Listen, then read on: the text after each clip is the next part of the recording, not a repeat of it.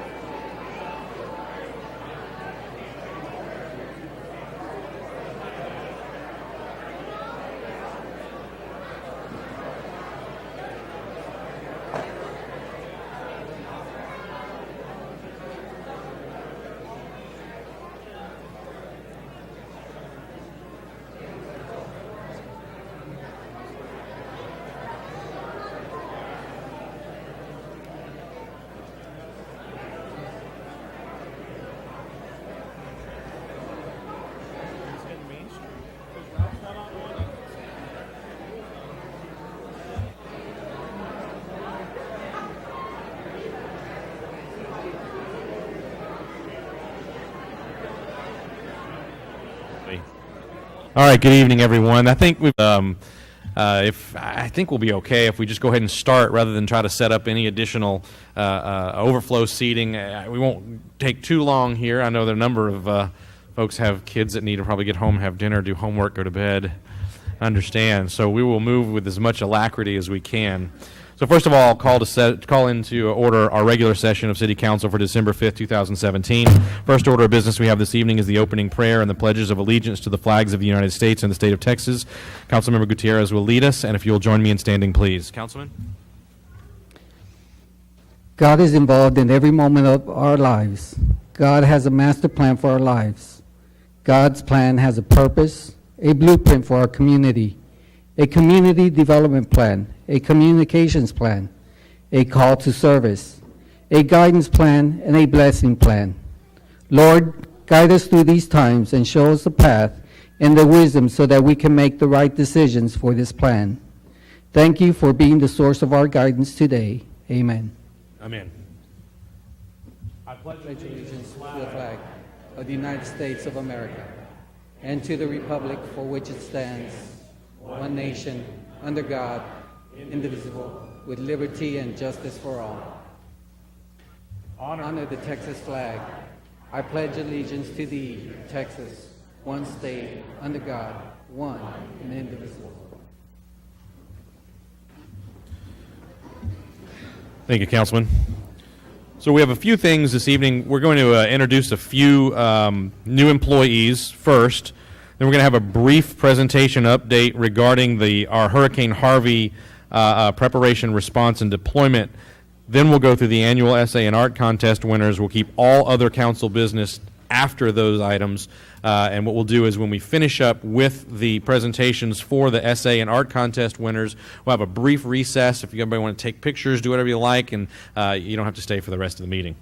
All right. So first and foremost, we have some new employee recognition. So we'll start with EMS. And we have, who's got that one? Mr. Mabbitt? Oh, I think we're good.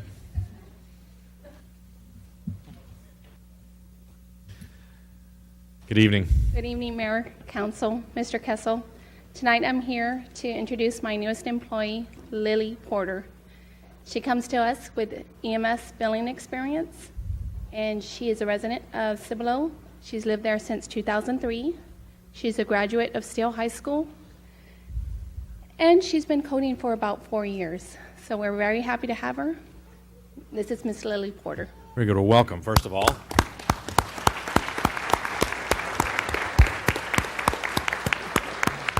And we always give new employees an opportunity to the microphone. It's not a requirement, by the way. We have a few more people here than we usually do, but if you'd like to say anything, you're welcome to. I guess I just wanted to say thank you for this opportunity, and I look forward to furthering my career here. Wonderful. Very happy to have you on the team. Welcome. Thank you.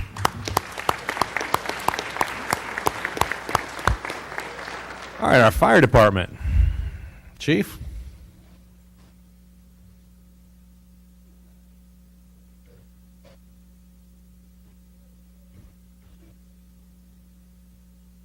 Evening, Mayor, Council. Big night tonight. We've got two new employees to introduce to you tonight. First, we'll start with our assistant chief here. This is Kyle McAfee. He has his associate's degree from Tarrant County College, his bachelor's in fire service administration from Waldorf University. And he's currently in the Executive Fire Officer program at the National Fire Academy, and also is working on a master's degree in organizational leadership with an emphasis in public administration from Waldorf. Kyle's been a professional firefighter and paramedic for over 30 years in the North Texas area. He comes to us from the city of North Richland Hills, where he was an assistant chief and retired there in October. Kyle's been married 27 years to his wife Mandy, and they have two sons ages 24 and 20. He enjoys spending time with family and spending time working in the yard and playing golf. So this is Kyle McAfee. Chief, welcome. Glad to have you with us.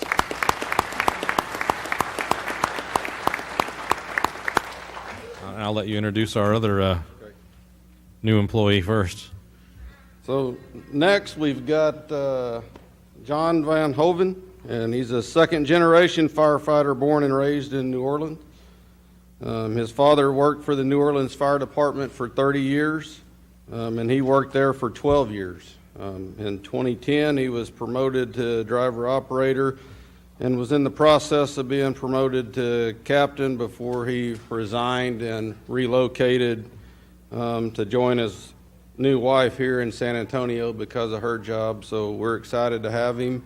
And he graduated from Delgado Community College with an associate's in fire science.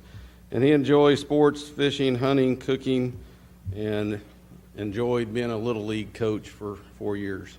So welcome. Fantastic. Welcome. Glad to have you with us.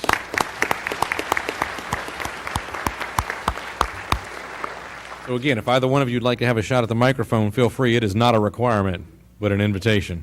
Well, Mr. Mayor, I was just wanted to say thanks for everybody to come meet me. Absolutely. Really looking forward to being part of the team. Thank you. Glad to have you with us, Chief, and hope you have a long career. I just want to say thank you for the opportunity to further my career. Wonderful. Thank you for joining us. Glad to have both of you on the team.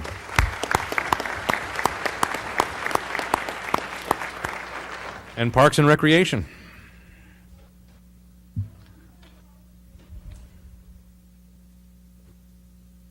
Good evening, Mayor, Council. Evening. I am here to introduce our new Park Worker 1, Israel Segura. He comes to us from the city of McAllen, where he was there for 20 years as a building maintenance assistant. He joined the Army in 1986 and served till 1994, took a short break and went back in 2001 to the present day. He served 2 tours in Iraq. He is married to his beautiful wife, Terry, who's in the audience. Between them, they have 5 grown children, and they are currently enjoying their empty nest. They enjoy fishing and camping, and he is a member of the American Legion, as you can see by his uniform tonight. Israel is also a certified electrician. He's been instrumental so far in working on our backlog of deferred maintenance projects in our park system.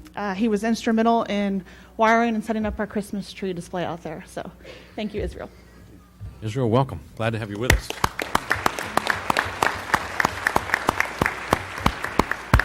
First of all, I want to thank you for the opportunity of joining the team of Schertz. I look forward to spending the rest of my years here, and for the expansion of Schertz. Hopefully I hear that everything's growing around us, and I look forward to being part of it. Thank you very much. Thrilled to have you on the team. Thank you for serving.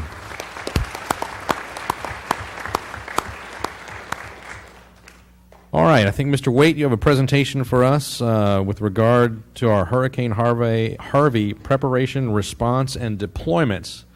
The details of which should be rather interesting. I don't know if everybody knows, but when there's a major disaster, we participate in many different ways, not only with the expertise and manpower that we have on the team that's assembled here. Well, I'll stop and let you tell the story, Mr. Waite. Sorry, I get a little excited about this part. No, that's all right. Brief is going to be in the eyes of the beholder here on this little presentation that we're doing. We're going to have a few speakers come up and present some different things, and we're going to recognize a large group of people. We gather here 5 days post the end of hurricane season 2017, which turned out to be quite a lively one, not only for us here in Texas, but across the entire country, as well as our territory of Puerto Rico. And we're here tonight to recognize a number of city staff. City staff that were here at home preparing for a most unusual hurricane. I'm going to steal the line before you hear it 2 or 3 more times, but traditionally when in a hurricane type of event, we have about 5 days to get ready for an event that lasts 2 days. With Hurricane Harvey, we had 2 days to get ready for an event that lasted 5 days.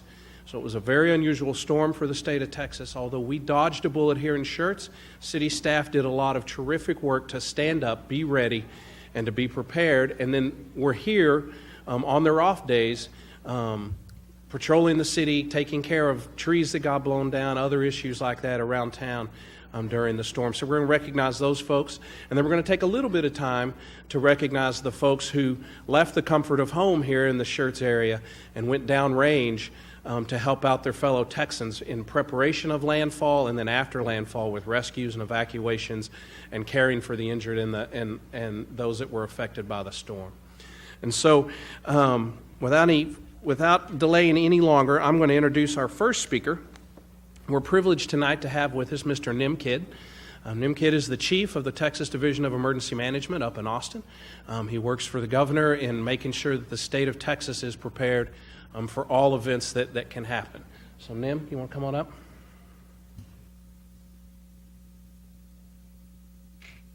Chief, welcome. Glad to have you with us. Mayor, thank you. Council, Mr. Manager, thank you for the opportunity to be here tonight. My name is Nim Kidd. I am Chief of the Texas Division of Emergency Management. And on behalf of Governor Abbott and Stephen McCraw, the Director of the Department of Public Safety, I'm here to say thank you and thank the men and women standing behind us that always support Texas emergency management.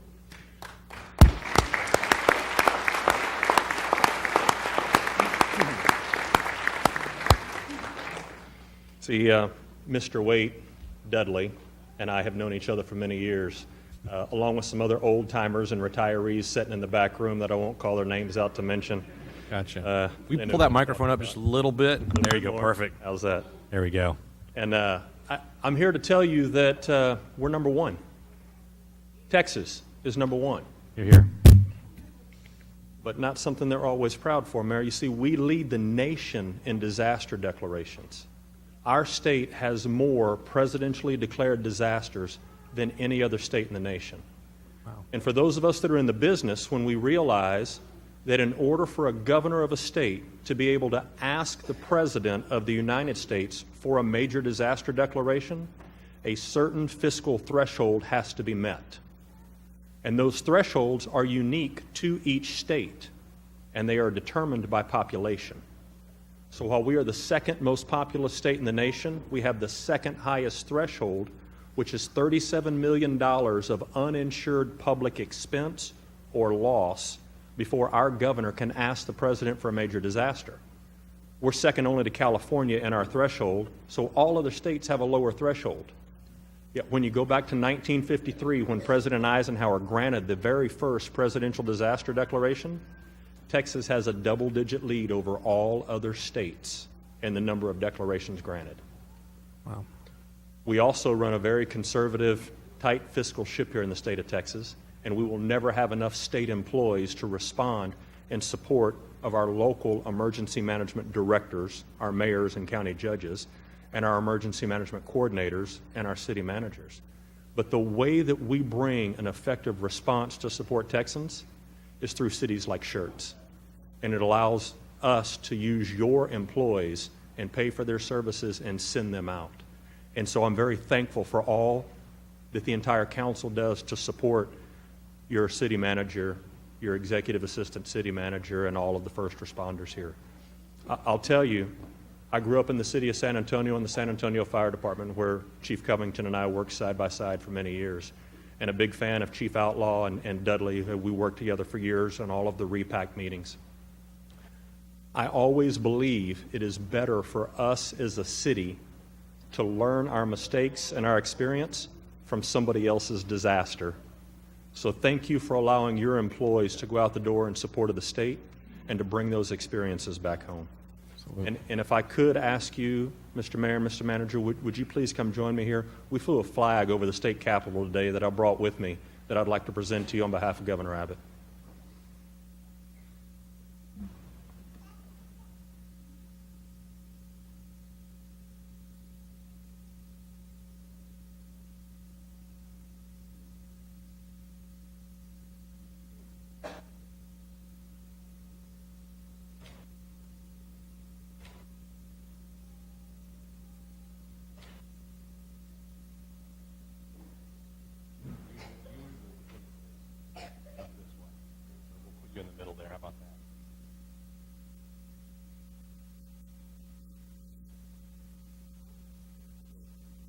Thank you. Thanks for letting me get you out of your chair. Our pleasure.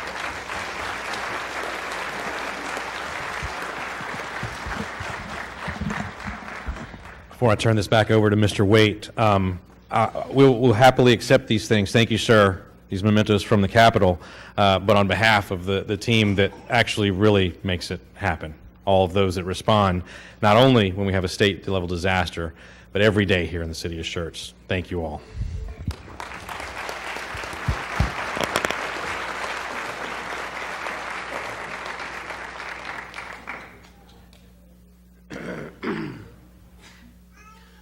All right, first thing we're going to do after Chief Kidd's presentation is that we're going to recognize all the city employees that were on duty, came in extra, did work in advance of Hurricane Harvey coming ashore to protect our residents here in Schertz and to prepare our city, and then to respond to the issues, although not as numerous as many communities face, the issues that we faced here in Schertz.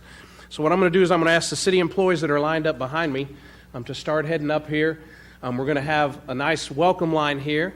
We've got a token of appreciation that Chief Long's going to give out, and along with our emergency management coordinator, Chris Meek. And we're going to hand these out to everybody as you come by. I'm going to read through several names and departments. I may miss some, so if you're here and you were a part of the response, don't wait to hear your name. Just come on up front, and we'll just start a little line, come from your left, around the front here, and then we'll go back to the right. So starting off, as I go through the list of names, are people actually moving behind me, Chief? I can't see behind me. Are they actually moving yet? People are coming this way? Yeah, not a soul is moving. See, that's the kind of respect you get as an executive director. No. All right, there you go. Thank you, Chief Timke, for taking the lead. Yes, sir, Kirk. We'll start off. Those who came in and manned the Emergency Operations Center and worked in there, Fire Chief Cade Long, Emergency Management Coordinator Chris Meek, Fire Marshal John Perry, Assistant Emergency Management Coordinator Melissa Ashcraft, Linda Klepper, Dudley Waite, Chuck Van Zant, Tony Bradford, Melissa Giedman, Tony McFalls. You know, I saw two people come by and then it just stopped. Here they come. Come on. Oh, look at that.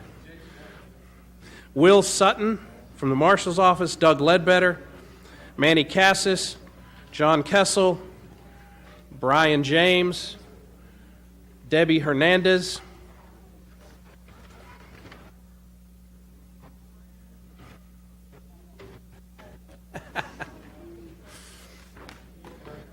from our Fleet Department, Steve Gillard, Facilities, Ray Gonzalez, Augustus Jamerson from Fleet, again from Facility Services, Albert Orozco, Sam Rhodes, Judy Vela, Joe Villarreal, and Chris West, our Fleet Services Foreman.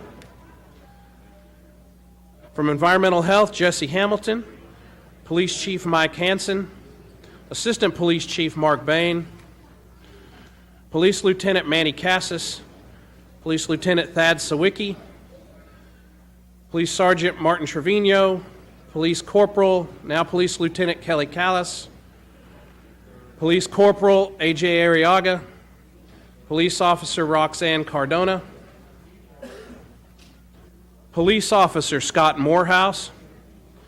Police Officer Adam Simonega. Police Officer Sean McKenna. Police Officer Charles Stair. Police Officer Richard Coons. Police Officer Miranda Martin. Police Officer Mario Hernandez.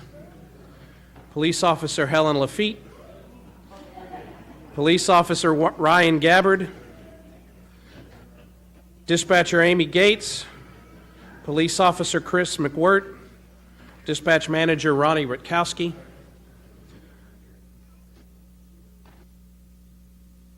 Fire Apparatus Operator Tom Hollick. Firefighter Jimmy Corrales. Firefighter Patricia Wilson.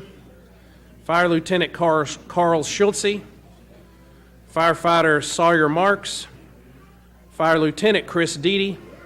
Fire Lieutenant Clint Williams. Firefighter Jason Ellis.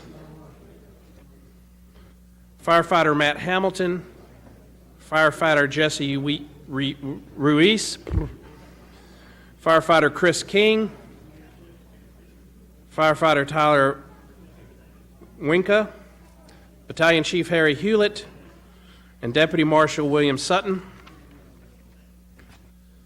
Park worker Stephen Walgosh. Street worker Dimitri Martinez. Street worker Joseph Abdullah. Street worker Elmo Bendella.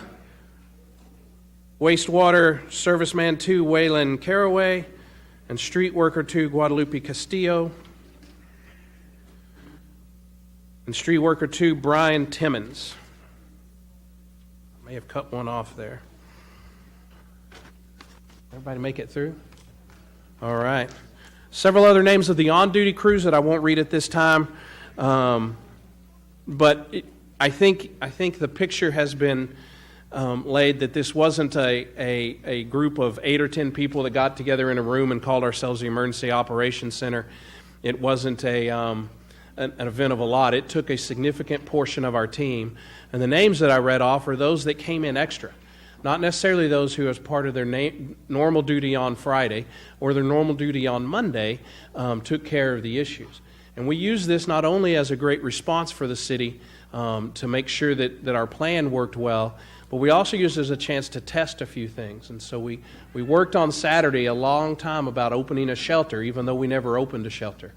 We worked on Monday with damage assessments and that, and we went out to the known damage that we had, and even though it was minor, performed damage assessments and perfected our tools so that if we ever have a major disaster, we're better prepared to do that. And so I'd like to take just a moment and ask everybody to give those city employees that came up here and those that were here on the normal shift a round of applause for their hard work.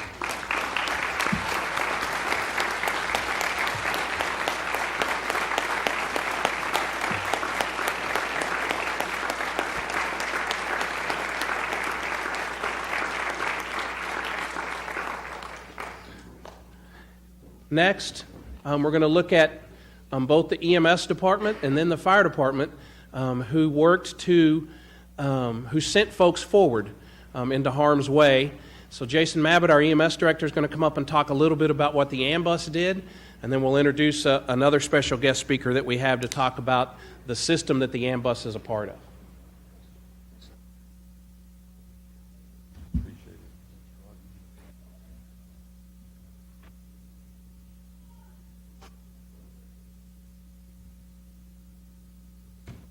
I almost did the fire department's presentation. I don't think Cade would appreciate that. Mr. Mayor, Council. So here about 8 years ago, one of our executive directors, who was the EMS director at the time, had this crazy idea that we should get an AMBUS. And of course, my initial thought was, why? And are you crazy? And because I didn't think we'd ever get one. 2 years later, so 6 years ago, that actually happened. And at the time, we were having a few hurricanes threatening the coast, and we figured out a way to really prepare for hurricanes, and it's by getting the ambuses, because we didn't have one for 6 years in Texas. So it worked well. 6 years later, we received the call from this, what we've been really training for 6 years. On August 24th, we were requested.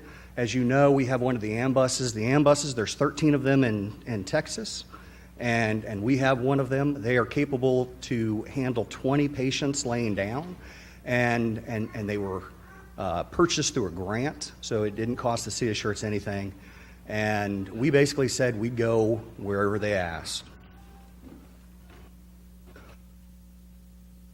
On that day, we went to AT&T Center in San Antonio for staging. We're right there in the middle, and you can see there's 13 buses spread across Texas, and they were all in play for Hurricane Harvey.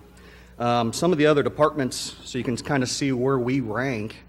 San Antonio Fire Department has one. Austin Travis County EMS has one. Houston Fire Department has one. MedStar, UMC out of Lubbock, and of course Schertz has one of the ambuses. Our very first mission was to go down to Corpus Christi from San Antonio and go to the State Living Center. We had no evacuations, but we assisted with 48 patients, moving them. They needed some manpower and coordination, so we helped them do that. We then went to Christus Shoreline Hospital, and we transported 8 patients to New Braunfels and to the medical center. We ended up back in staging, of course, to where we got the next mission in Victoria and Detard Navarro Hospital. There we picked up 13 patients and transported them to Seton and Austin. We then went back to staging in San Antonio. You kind of see the gist of that. Now, oh, by the way, all of this was during the hurricane. We stayed in San Antonio for a little bit, and then we were staged at NRG Stadium in Houston. That's our bus right there at NRG Stadium, where we assisted at the makeshift ED, our staff did. We then were sent to the Beaumont Orange area. They had a lot of flooding in that area, a lot of evacuations. Went to this hospital, Baptist Hospital in Beaumont. We assisted loading a bunch of kids from the NICU into helicopters. We manned the MMU as well. There's a couple pictures of us loading into these helicopters. And of course, I've got other pictures. I've got hundreds of pictures of the mission. You can see us hard at work on this next picture. Oh, wait. How'd that get in there? All right, here, let me hold on. Oh, no. That's not any better. So in all seriousness, this is what our living conditions look like in the bus. 6 staff members here. You got to remember that they were away from their homes, away from their families, days at a time, living in this tight area. We had plenty of water. We loaded them up with a lot of bottled water. Food was MREs, if you've ever had those, so you can kind of tell there. We're not going to talk about the bathroom situation. Here are some of the pictures that they took, and it was just massive devastation.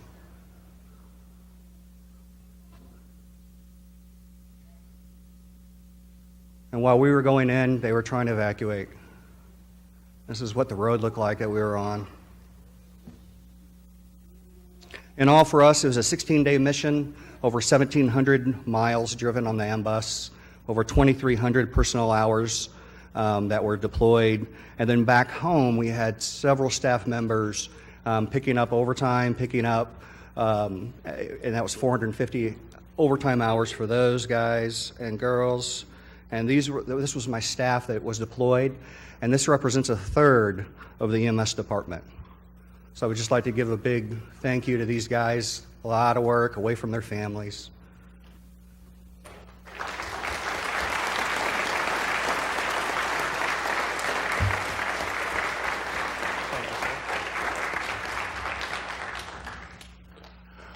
One of the things I didn't mention in my introduction of the deployment piece of this is that the city got its first request to deploy resources on August 24th.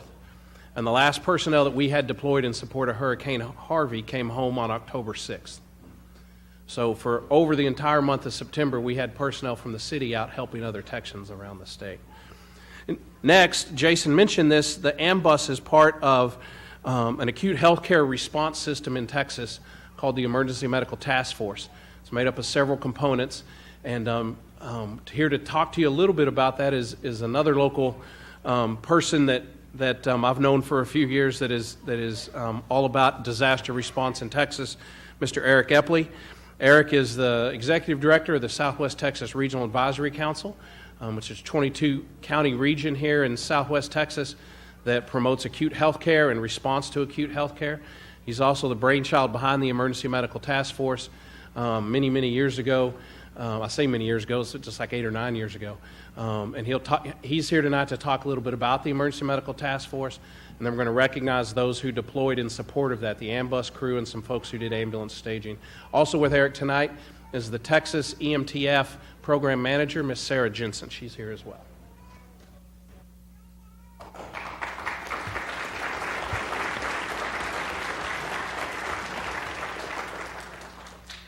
Mr. Mayor, City Council, and Mr. City Manager, thank you for the opportunity to talk to you guys today. My name is Eric Epley. I'm the Executive Director at STRAC at the Southwest Texas Regional Advisory Council for Trauma, which is why we say STRAC. It's a mouthful. But today I'm here as part of the State Coordination Office for the Texas Emergency Medical Task Force Program, along with Ms. Jensen here, who's the Program Director for the State Coordination Office. On behalf of Dr. Stewart, my board chair, Dr. Hellerstadt, Commissioner of Health, and Jeff Hogeheim, who is the Director of Preparedness for the Department of State Health Services, we'd like to thank you, the City of Schertz, for your continued support of the Texas Emergency Medical Task Force Program. I brought some coins myself. I usually like to go before NIM. I did carry these around my office in my pocket today, but they weren't at the Capitol or anything like that. Usually best to let him go last. Has a little bit of a trump card there with the Capitol thing, I get it. I want to say 3 words and that epitomize your city and your city employees, especially Dudley Wade, Jason Mabbitt, Mike Schoen, Kelly Skurlock, Tony Bradford, Matt, I can keep going on. You have wonderful, wonderful EMS employees here. Dedication, commitment, and support for cause. You should be extremely proud of the way your EMS service performs for the state of Texas.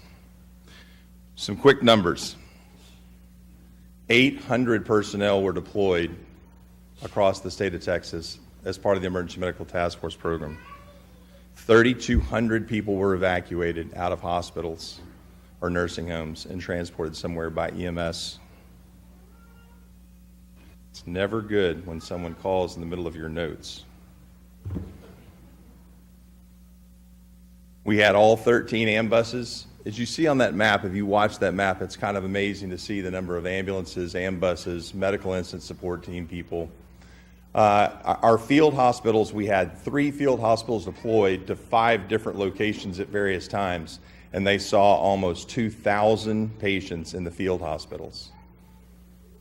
I told you about the 3,200 people evacuated by ambus or by ambulance, and I'm probably most proud in Beaumont where there was no health care, right? For a period of time, there was no health care except the Emergency Medical Task Force field hospitals, called MMUs, Mobile Medical Units, and the ambuses.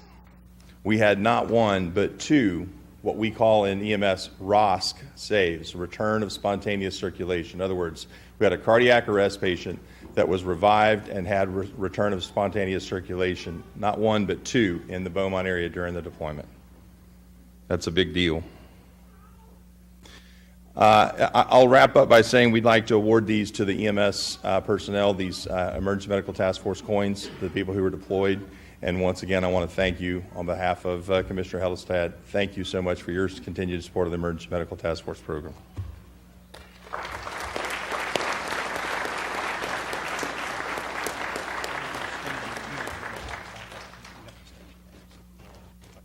Yeah, I was going to do that the other.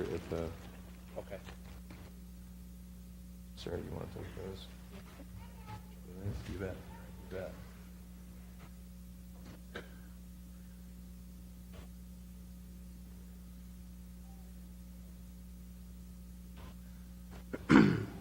Also integral in the EMTF picture is the overall state coordination effort for the Texas Disaster Medical System. And we also have in the audience tonight the program director of the Texas Division of the Texas Disaster Medical System, Dr. Emily Kidd. And she'll stand up. We can give her a round of applause, and I'll start telling you who all's coming up here.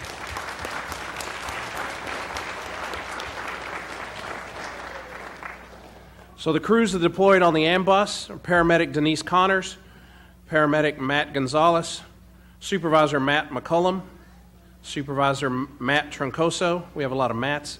Paramedic Katie Kirk, FTO Brandon Hill, paramedic Mike Rice, paramedic Wes Daly, clinical manager Mike Schoen, paramedic Anthony Sperduti, paramedic Todd Kaiser, paramedic Sean Couch, FTO Chris Forster, and paramedic Richard Wiggins. Also, receiving EMTF coins will be those that man the staging location, and Mr. Epley will talk about that during the fire department presentation piece, but I want to go ahead and bring those guys up now to get their coins. Eric Herzog, all these are from Schertz Fire Department. Eric Herzog, Kevin Hose, Sawyer Marks,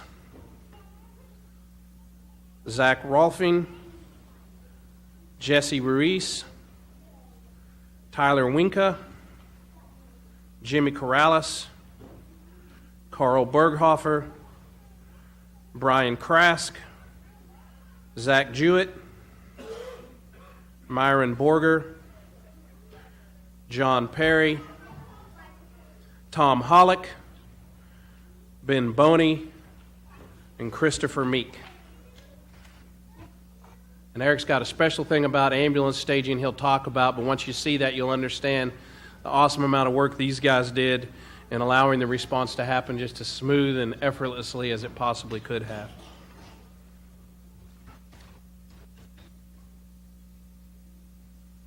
And lastly, I'm going to ask Chief Long to come up and talk a little bit about the fire department deployment, what his guys did in some different areas, and some special recognitions that his guys are receiving or will be receiving in the coming days. Chief? Thank you.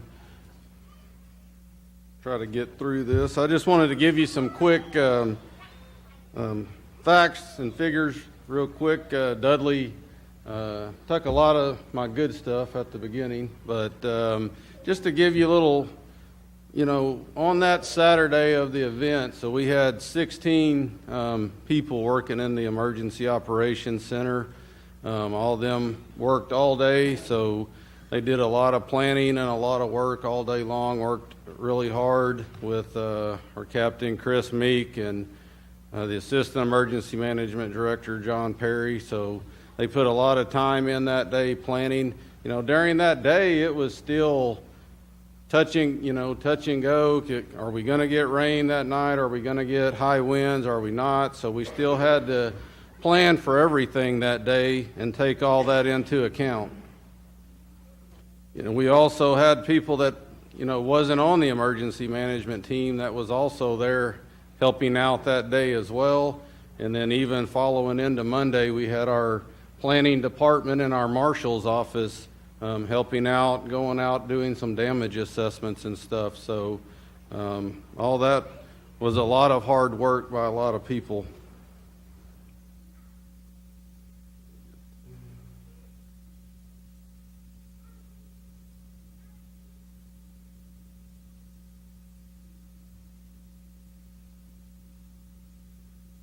So I talked a little bit about emergency management. Of course, the preparation was interesting. You know, that's kind of what Dudley talked about earlier in planning for this event.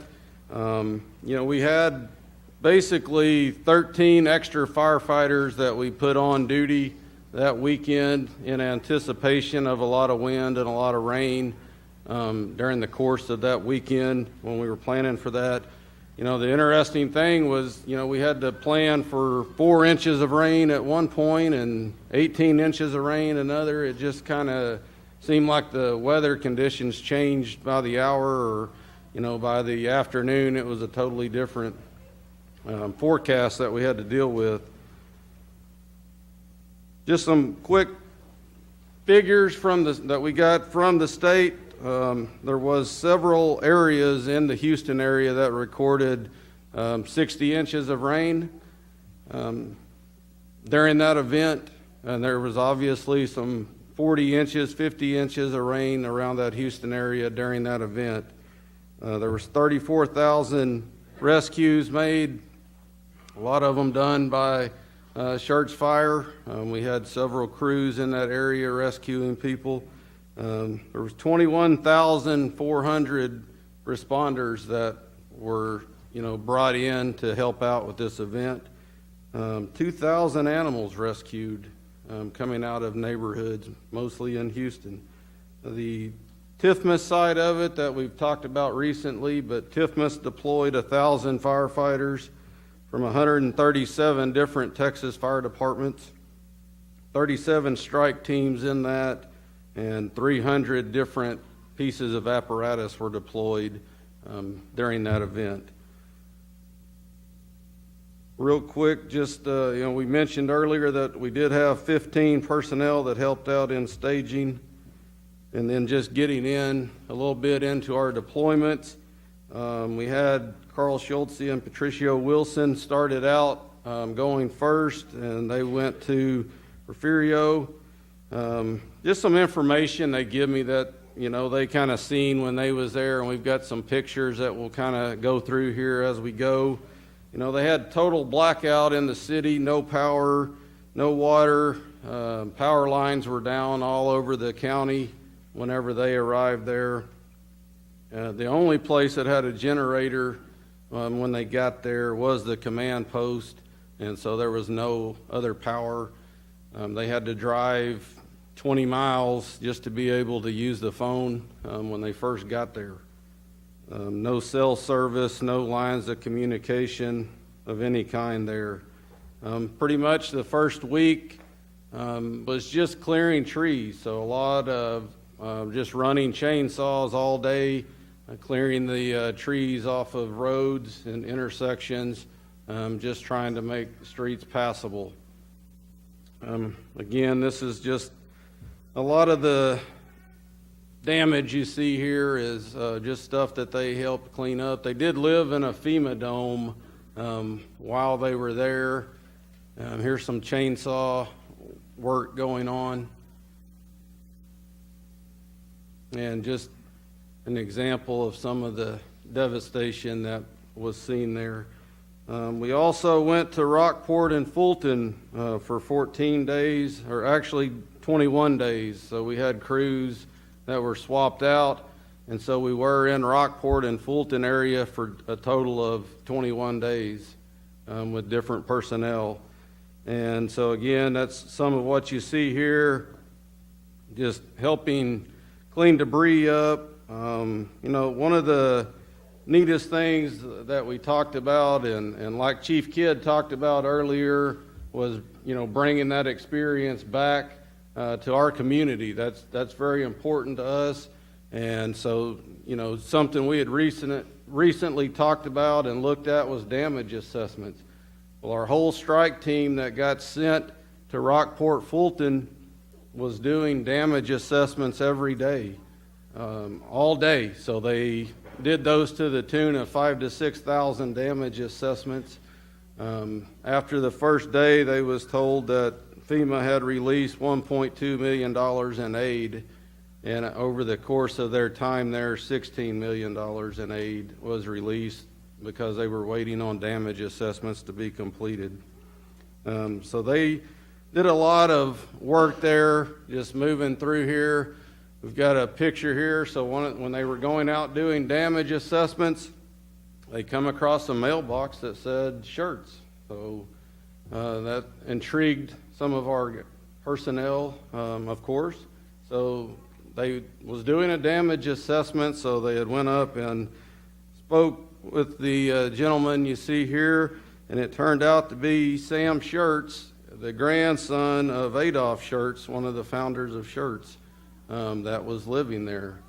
So really cool story. They were really excited to take a picture with him, and he knew a lot about Schertz, and thought it was very exciting to see somebody from Schertz coming up to help whenever he was in such, dire situations such as that. So we'll move here to Chief McAfee. Come on up. I'm going to recognize real quick the personnel that went to Rockport, Fulton, and Refugio. Let me finish this Houston real quick. We're going to try to get through this quick. We had 2 personnel deployed with Task Force 1. Mac Molassa went to Port Aransas, Corpus, Houston, Port Arthur, Beaumont, Rockport, Fulton. So he kind of seen all of them. And they were basically just rescuing people in neighborhoods and out of apartments around the Houston area whenever they got sent to that location. We had Jason Ellis, Matt Hamilton, and Clint Williams that was also on a TIFMAS deployment that went to Houston and then got sent on over to Port Arthur and Beaumont as well. And this is who you see here when they, got to Houston. This was them starting out. And then this is when they made it over to Port Arthur, helping out in that community with rescues, and then as well just taking calls. You'll see as we get through here some of the devastation that they took some pictures of there in the Houston area.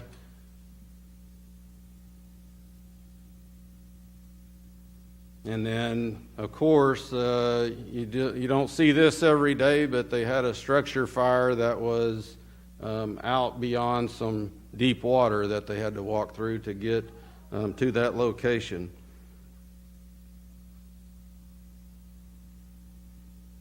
So that's kind of who deployed at that point. I wanted to go ahead and talk about real quick our battalion chief, Collins Martin. He was deployed with STRAC in the ambulance staging.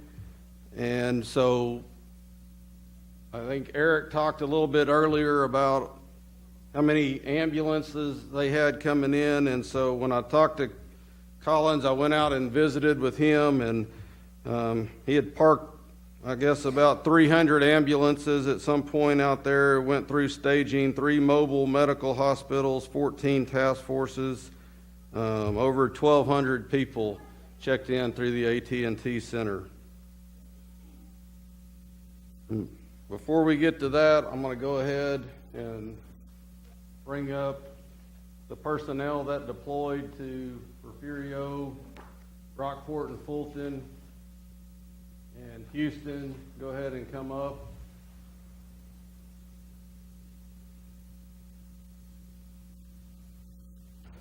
I want to give some commendation awards right now as a show of my thanks to how good our guys made the city of Schertz and Schertz Fire Rescue look during this deployment. They did a lot of hard work and put a lot of hours into it, and a lot of specialty training. The personnel that we sent out had a lot of specialty training that went into this, and we're just glad that we were able to share some of that with our neighbors and fellow Texans.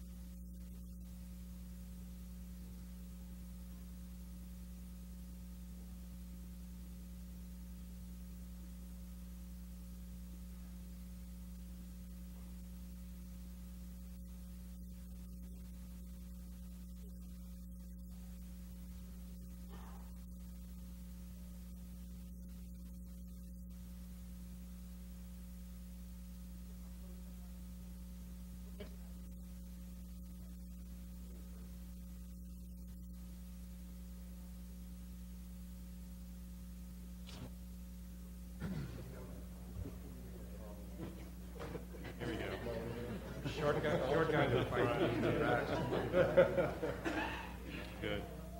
There we go. Chief, let me squeeze in here and we'll make this work. All right.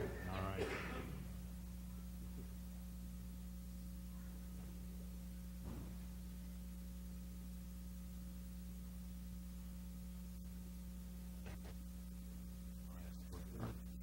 Thanks, sir.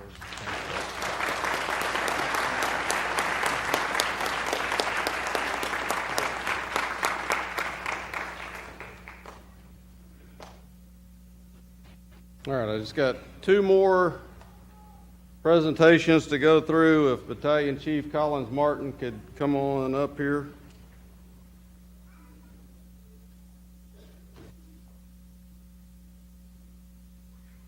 I just wanted to say, too, that I did receive a nice letter after our Battalion Chief Collins Martin got back from his deployment from a division chief from Grapevine Fire Department. Just wanted us to know that Chief Martin played a key role in the wake of Hurricane Harvey as Harvey's devastation unfolded. He spent countless hours tracking logistics and deploying state and federal assets to the affected regions. The operation of San Antonio would not have been successful without his help, dedication, and willpower to push through this stressful and emotional event. That comes from Division Chief Brent Irving from Grapevine Fire Department. I'm going to ask Eric Epley to come up and say a couple of words about Collins' job, staging manager. So, thank you guys for a chance to speak about Collins. I've known Collins for nearly 27 years. Collins is one of my oldest friends in San Antonio. He has taught me and almost all of the STRAC rescue team members our swiftwater rescue training, rope training, etc., and has had a huge impact in the rescue world in San Antonio and South Texas. I've asked Collins not once, not twice, but 3 times for Katrina, for Ike, and for now Harvey to be the commander on scene for the staging operation. And when you hear, well, we're going to park some ambulances. You know, paramedics, so I am a paramedic, so there's a lot of them in the room. If you have 50 ambulances in a parking lot, you have 100 bosses. Right? They all think they're in charge. And you want them that way, but the reality is you put 50 or 100 or 200, you really need a commanding voice. And in a rescue class, I'll share this with you and I'll wrap it up. Collins once told us, as we started in Evolution, there was a guy who was a little tentative, a little nervous about bossing people around and trying to get things done. He said, look, son, when in charge, be in charge. You're going to make people mad, get over it. And I have remembered that my entire career, and I've used it several times. My word for Collins would be, my words would be unsung hero. The infantry wins battles, but logistics wins the war. And without the work that Collins and his staging management team did here in San Antonio, and then forward at Houston at the NRG Stadium, and then forward at the Ford Park, Hurricane Harvey wouldn't have happened in the same way or fashion. And so, Collins, from the bottom of my heart, bud, thank you so much for what you've done for me.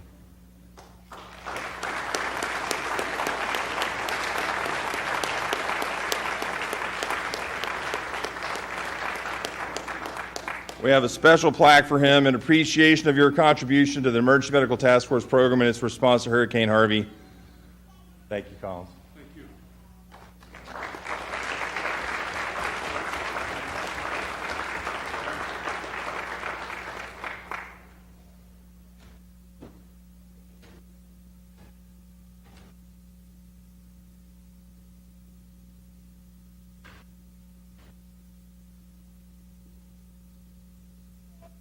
All right, and just to wrap up, I have one last award to give that's very special for me. It's not often that we get to give this kind of award, so It's very special to be here to talk about this tonight, but if I could get Justin to come forward. Justin was deployed with Task Force 1, started out in Corpus and Port Aransas, and then immediately got sent over to Houston.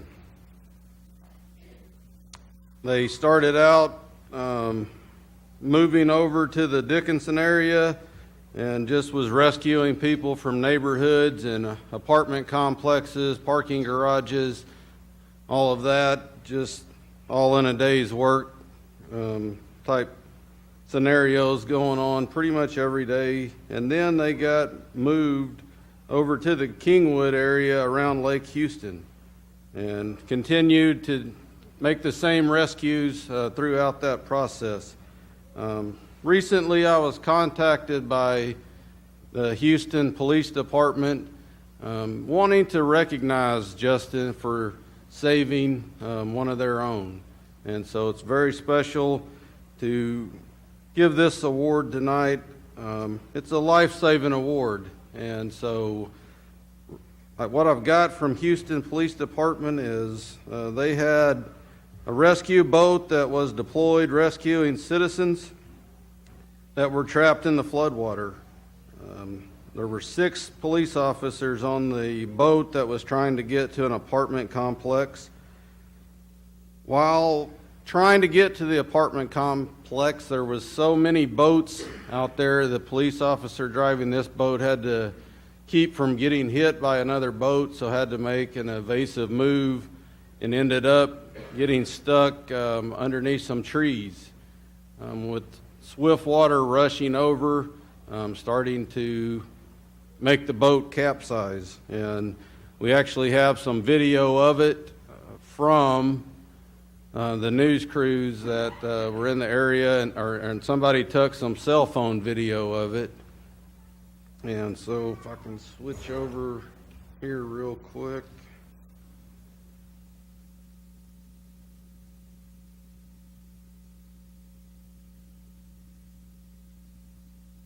This is the boat that turned and got stuck underneath some trees and then ended up capsizing. All the 6 police officers on board were ejected from that boat and was then just stuck in the swift water. The officer tried to regain the boat but was unable to. John Young from Bulverde Spring Branch was the boat operator that was on the rescue raft with Justin Swerzinski. While operating this boat in their area, they come across this individual, and we have some video of that as well. So this is downstream a little ways. They have found the police officer that is starting to really struggle in the water. The other part of this that made it a little more difficult is a burlap sack had wrapped around the motor of this boat that they were operating, so they were having trouble maneuvering their boat.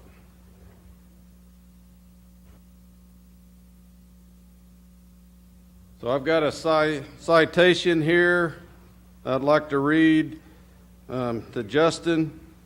In recognition of your actions during search and rescue operations in response to Hurricane Harvey while deployed to Houston in support of Texas Task Force 1, on August 29, 2017, a Houston police boat capsized in the Kingwood area of Houston, ejecting 6 police officers into swift waters from the San Jacinto River. While operating in treacherous swift water conditions without regard for your own personal safety, you pulled Houston police officer Randall Adams into your boat. Your actions certainly saved his life.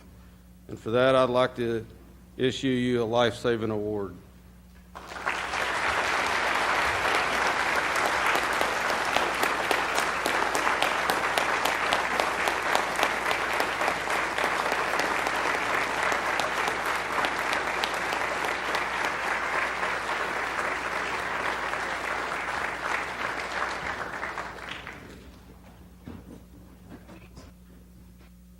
Yeah, I'll just take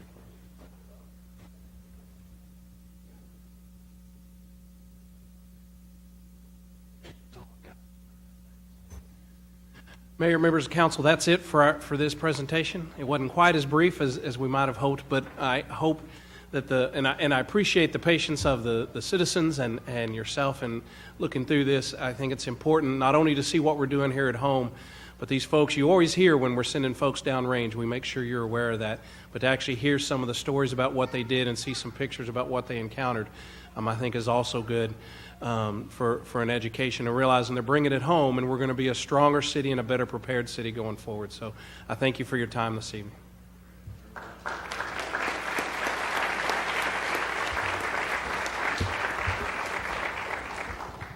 And very quickly now, I'll turn this over for our essays and artwork. But before I do, long before I was ever elected to city council, this was a tradition that was started in Schertz.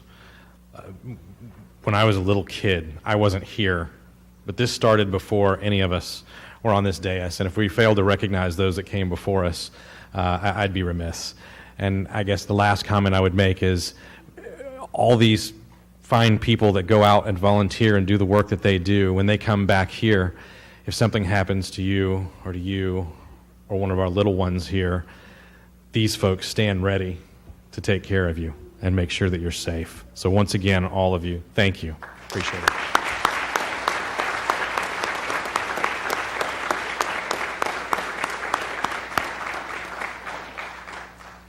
All right, we have some awards to give for some great work that we've seen outside and in here.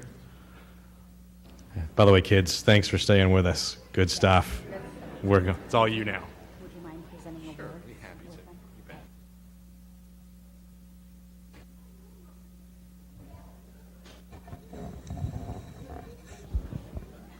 Good evening. My name is Becky Williams, and I am the K-12 Social Studies Curriculum Coordinator for Schertz, Cibolo, Universal City ISD. Mayor Carpenter and City Council members, thank you for allowing us the honor and opportunity to award SCUC students who placed in the 4th Annual SCUC ISD and Schertz Preservation Society Art and Essay Contest. I would like to also thank all of the students, parents, family members, teachers, school and district administrators, and community members who are here tonight to support our students. This year, the theme of the Art and Essay Contest was Landscapes of Texas. Students were asked to create a piece of artwork depicting the landscape they chose and write an essay about the landscape, the region of Texas it is in, and its significance to Texas. On November 2nd, 2017, 24 judges made up of Schertz Historical Society members and Student Services staff came together to judge the art and essay entries. Each essay was read and judged by 4 different judges who all used the same rubric dependent on the age group being judged. Each piece of artwork was judged by 24 judges each, who all used the same rubric. Names and school affiliations were only on the entry forms, which were not available to the judges to be able to keep the identity of the students anonymous during the judging process. The scores from the art and essays were then totaled together, and the winners were selected from the final score. Now, Mr. Dean Wirtz from the Schertz Historical Preservation Committee will present the awards for our winners. We'll start with Kinders. First Kinder is the winner of the 2nd place award from Pasco Elementary School. Faith. Follow my...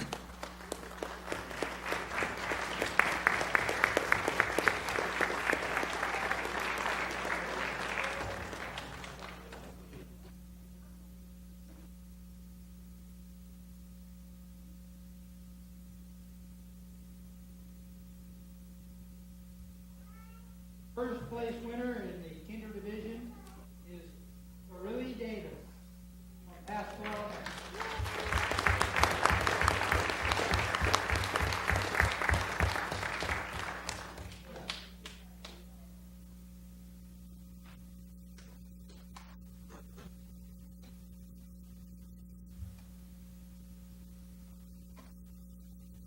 Next we'll move into the first grade division.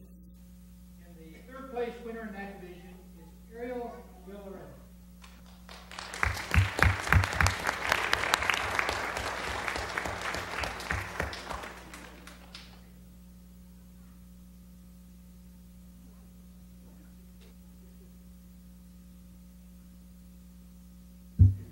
Second place winner is Marcy Lynn Fire.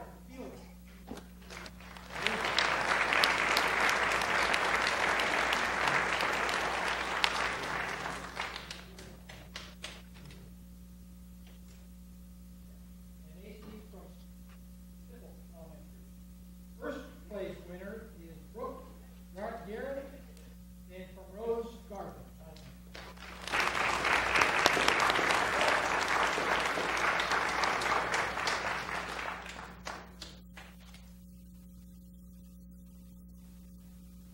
Now we'll move into the second grade division. Third place winner is Addison Joel from Citadel Valley. She may not be here tonight.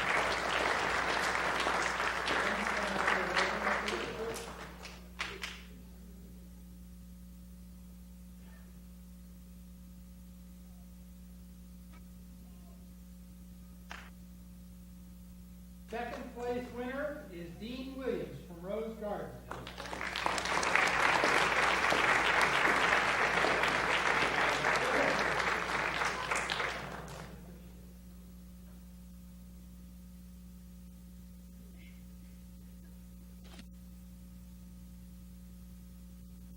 First place winner is Jace Stevenson Samaria.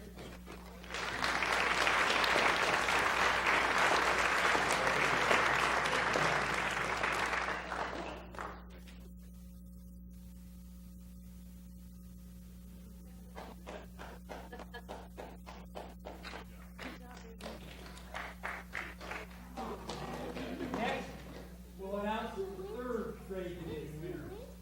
Third place winner is Lila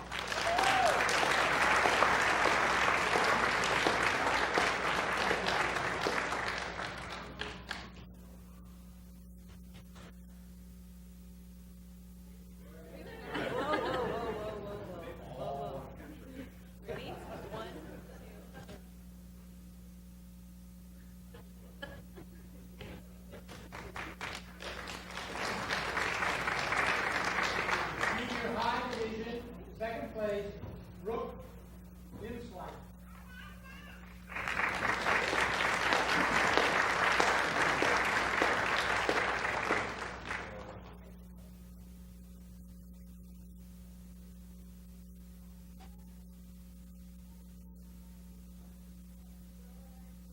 The first place winner is McKenna Denman.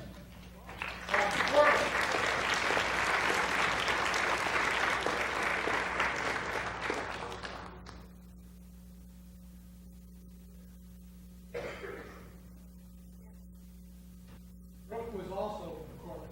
Both winners recorded.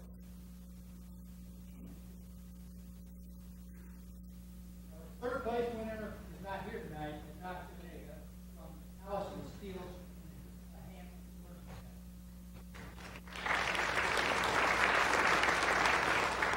Second place winner is Gaten Henderson from Bryan Steele High School.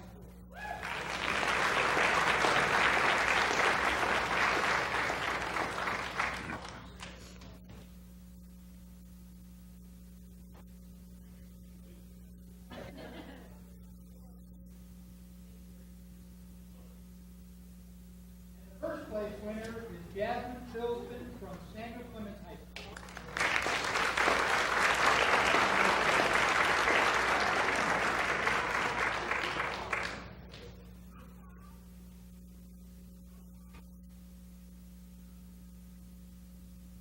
Again, congratulations to all the winners.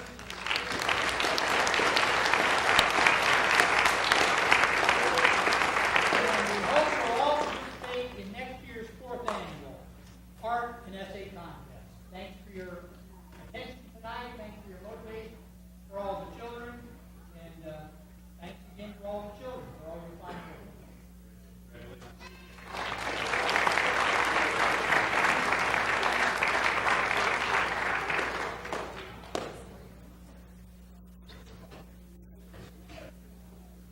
All right, council, we'll stand at recess for about 5 minutes and let all these folks get on with homework and dinner and bedtime. Thank you, Mr. Mayor.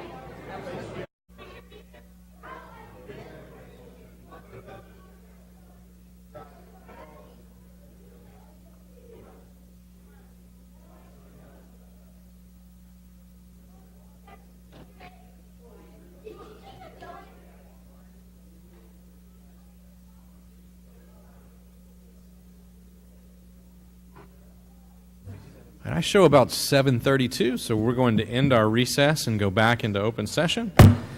Next item that we have on the agenda this evening, we have announcements of upcoming city events. And who has the duty this evening? Ms. Gonzalez. All right. So starting with tomorrow morning, Wednesday, December 6th, there's going to be a blood drive out in the front parking lot from 7:45 to 11:45 a.m. And if you're interested, you can, I believe, just show up. But you could also contact Kelly Burnham at EMS at extension 1430. On Saturday, December 9th, there's going to be the movie in the park, and that's going to be at 5 p.m. It's going to be at Pickerel Park. It's Dr. Seuss's How the Grinch Stole Christmas, and popcorn and drinks will be available for purchase. Also that evening, there's going to be the stargazing party at Crescent Bend Nature Park. This is the one that's been rescheduled because of the weather last time, and that's from 5:30 to 9 p.m. And if you are interested in attending, please contact the Parks Department to reserve your spot. On Tuesday, December 12th, we are going to have a city council meeting here at the council chambers at 6 p.m., along as well as December 19th, another regularly scheduled city council meeting. And on Monday, December 25th, city offices will be closed for the Christmas holidays. And then also, just to note that the group photo that was scheduled tonight with all the crowd that was going on, we are going to be rescheduling that, so be on the lookout for an email for that. Very good. Thank you, ma'am. Next item, announcements and recognitions by the city manager. Mr. Kessel. Mr. Mayor, City Council, I wanted to just update you very quickly. We don't have the video on, so no one's seeing me hold this up, but those in the audience can see that I've got the MPO application that was submitted by TxDOT. We do have a couple of partners. I want to say thank you to those partners. The city of Schertz put in $5 million. Bear County put in $5 million towards the project, which is very good. So we're appreciative of Bear County and their leadership. And then TxDOT put in $5.5 million to bring the project forward with a 61% local match, which should make it highly competitive at the MPO. So we're very optimistic. Obviously, it's a competitive process. They'll make that decision in March or April, and there'll probably be opportunities for us to weigh in on those with comments. But if you see your Bexar County or TxDOT friends, make sure that you say thank you on our behalf for that project. Absolutely. Good news. Thank you, sir. All right, the next item that we have on the agenda this evening, we have a workshop with regard to outstanding general obligation bonds. Mr. Walters? Good evening, Mayor and Council. We have a potential refunding opportunity to save our taxpayers some money going forward and free up some additional bonding capacity. Tonight I have for us Mark McCliney from Samco. Samco is the company we work with, and they help coordinate the actual sale of all of the city debt.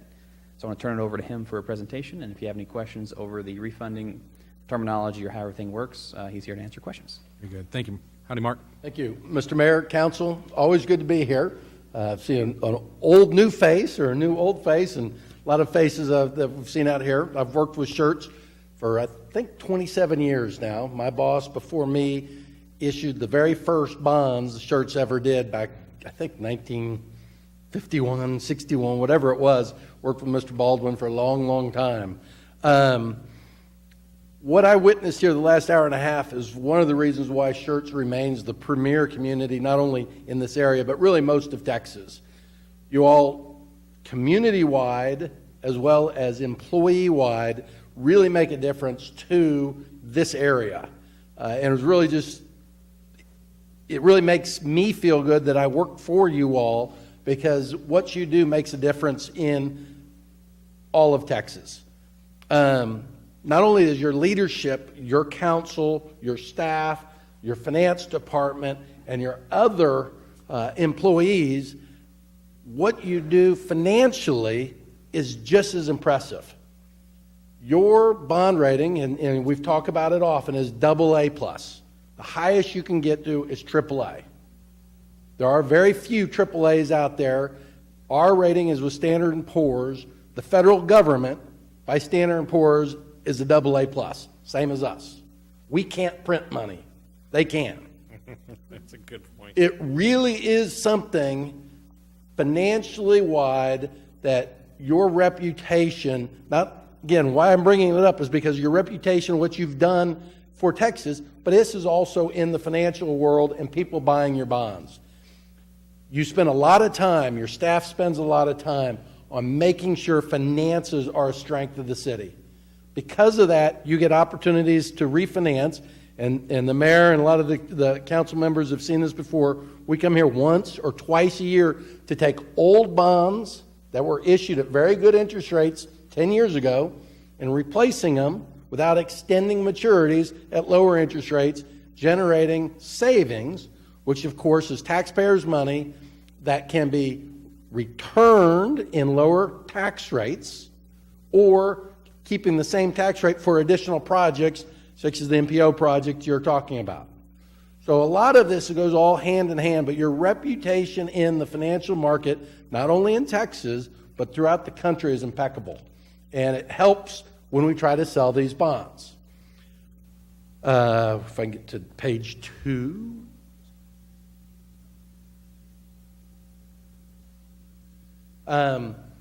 You have $6,035,000 of outstanding as part of the 2008 bonds that we can call from the investor. When you sold them in 2008, we told the investors, we, the city, reserve the right to take them from you. Now, you could pay cash and pay them off. Well, we don't have cash to do that, and no community really does, but we can refinance them just like you would a home. So we take old bonds and replace them with new bonds. What we're looking at doing, if you look at this, the top long bar is $6,035,000. The average interest rate on the outstanding bonds is 4.13%. We can take them from the investor on February 1st, 2018. That's the call date. The box on the left, if we do nothing, our bond payment is what's called the prior debt service, roughly $735,000. We, in theory, will, with council's permission and direction, we would replace them. We think the payments would be roughly $670,000. Savings is $626,000, or roughly $61,000 a year. That's net after all costs. And we end up, what we're thinking is the interest rate would be 2.46. If you look on the box on the right, we have $6,035,000.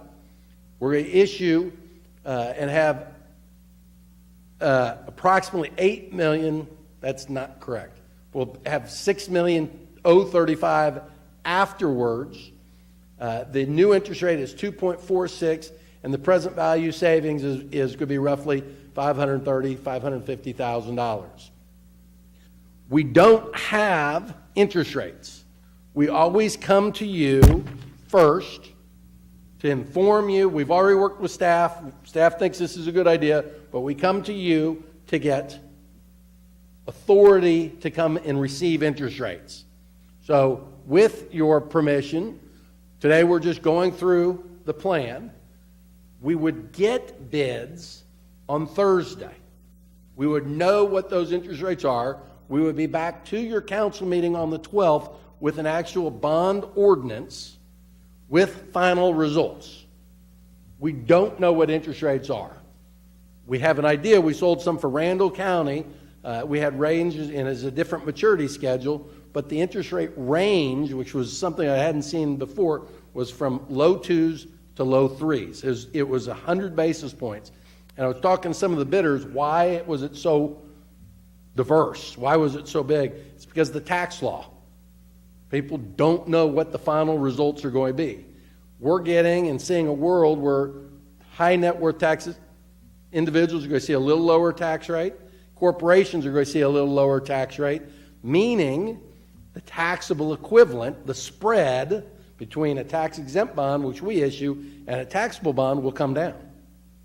Because, or the increase, that there have to be bigger to make the difference. So as we proceed, we don't know what the actual rates are until we get bids.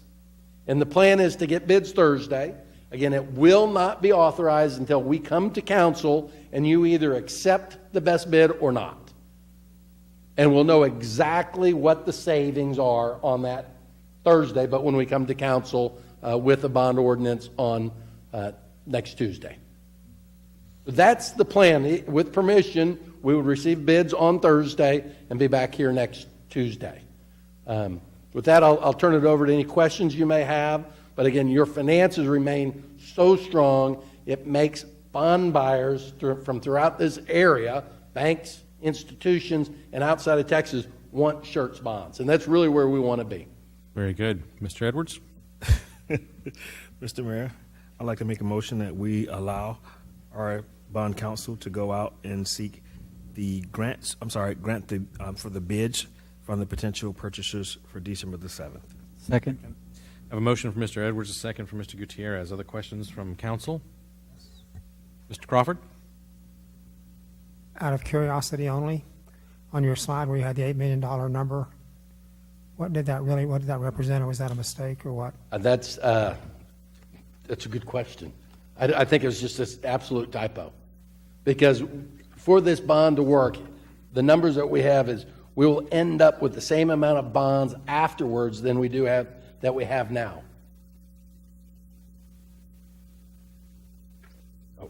It could have been.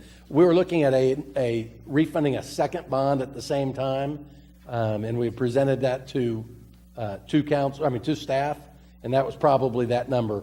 But what we would end up, we can only, on this particular bond issue, we will end up with the same amount of par afterwards as we do beforehand. Is that part of the bank? Yes, a great question. James talked about it to me before, but for bank qualified bonds, that's where a bank can get more credit. Cities and schools and municipal bond issuers issue what we all call tax exempt bonds. But if a bank buys them, they have to pay income tax on some of that. It's not a straight tax-exempt income to them. In 1988, when the tax law changed last time,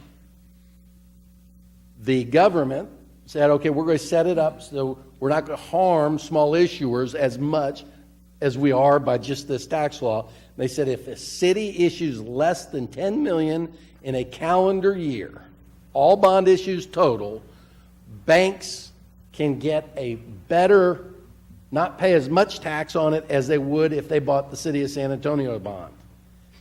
In this instance, because City of San Antonio is always over more than $10 million.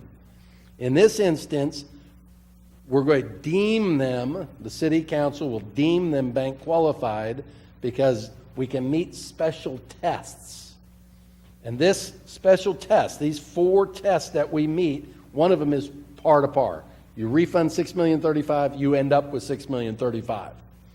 And in doing that, this $6,035,000 will not count against your 2018 $10 million threshold. So you could issue $10 million and this $6 million, so total next year of 16, and only 10 would count.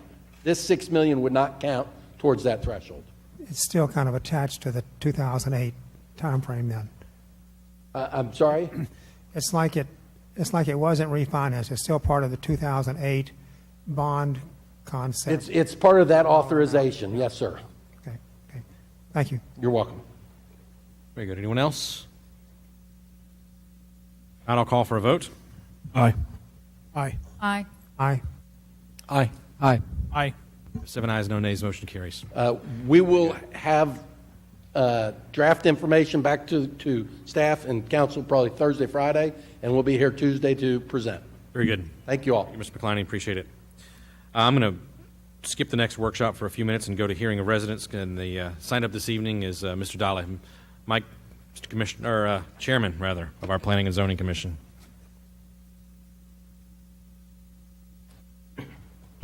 Evening. Good evening, Mayor Carpenter, Council, and Mr. Kessel. It's my first time to come speak before you guys since being elected Chairman of Planning and Zoning Commission. I thought this would be a good opportunity. First of all, I'd like to begin with congratulating Councilman Edwards and Councilman Larson on their reelection, and congratulate Councilman Scagliola on being elected to council again. As you know, we recently went to the APA conference, and just a little letter that I sent out here to the mayor and to Mr. Kessel, and here to the Honorable Mayor Michael Carpenter and Schertz City Council. On behalf of the Schertz Planning and Zoning Commission, I would like to extend my thanks and appreciation for Council's continued support of Planning and Zoning's attendance at the annual APA conference. This year marks the 4th consecutive year the City of Schertz has received the Certificate of Achievement for Planning Excellence Award. The award reflects the combined efforts of staff, the Commission, and Council in bringing best practices to Schertz as we plan for our future, and reflects the commitment of everyone involved in the planning process to grow the city that we all call home. The continued investment by Council to provide professional training to the Commission will serve to increase the knowledge base of our new commissioners as we continue to deal with the challenges of growth. Thank you again for your support of the Planning and Zoning Commission. Just a couple of personal comments. Beginning back in 2016 with former Commissioner Crawford being elected to council, earlier this year, Chairman Richmond's retirement from Planning and Zoning, and more recently, Mr. Glombeck's resignation as he moved over to Garden Ridge. Planning and Zoning has lost nearly 40 years of combined experience, memories, and institutional knowledge. And so I think now more than ever, it's important that we continue to invest in the training and education of the Planning and Zoning Commissioners. And again, I'm thankful and I appreciate the commitment from Council to continue to support that as well. As we move forward to fill the current vacancy and future vacancies, I would respectfully ask that the interview committee and Council as well to consider, several items as we go through the process.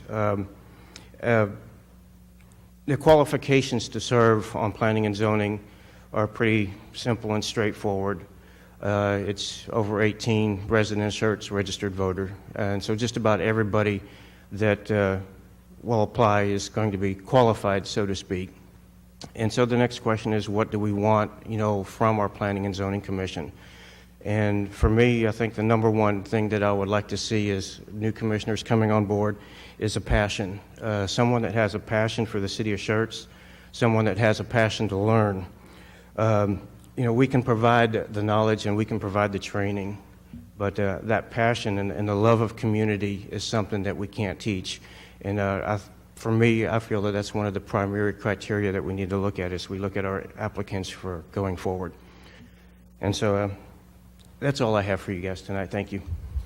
Thank you, Mr. Dolly. Mr. Chairman, appreciate it very much, and thank you for stepping up and serving Thank you. our city. Good stuff. I think what I'd like to do is just go to the discussion and action items, and we'll come to the council committee and liaison assignments last. So if council doesn't object, I'm going to go to the discussion and action items. The first item being item number 1, the minutes. Approval of the minutes of the regular city council meeting of November 28, 2017. Is there a motion to approve the minutes as presented? So moved. Second. I have a motion from Mr. Davis, a second from Mr. Edwards. Any other comments or questions for council? Hearing none, I'll call for a vote. Aye. Aye. Aye. Aye. Aye. Aye. Aye. 7 ayes and no nays. The motion carries. Item number 2, Resolution 17R110, a resolution of the City Council of the City of Schertz, Texas, casting votes to elect directors for the Comal County Appraisal District for the 2018-2019 term. Is there a recommendation from anyone on council? Well, let me slow down. It's regular and somewhat ministerial for those of us that have been on council for a long time, but let me slow down and see if anybody on council has any questions about what we're doing here on these next few items. Mr. Crawford?